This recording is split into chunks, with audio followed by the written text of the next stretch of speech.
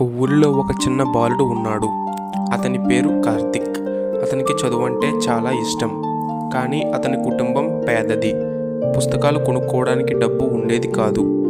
ఒకరోజు కార్తిక్ ఊరి లైబ్రరీకి వెళ్ళాడు. అక్కడ ఒక పాత చినిగిపోయిన పుస్తకం మూలలో పడి ఉంది. ఎవ్వరూ దానిని పట్టించుకోలేదు. కార్తిక్ ఆ పుస్తకాన్ని తీసుకుని ఇంటికి వెళ్ళి చదవడం మొదలుపెట్టాడు. అందులో ఉన్న కథలు అతనికి ధైర్యం, ఆశ, కలలు ఇచ్చాయి. రాత్రింబగళ్ళు చదివి తనలో ఒక నమ్మకం పెంచుకున్నాడు. ఒకరోజు నేను కూడా గొప్పవాడిని అవుతాను అని. సంవత్సరాలు గడిచాయి. కష్టపడి చదివి కార్తిక్ పెద్ద ఉద్యోగం సాధించాడు. తర్వాత తన ఊరి లైబ్రరీకి కొత్త పుస్తకాలు అందించాడు.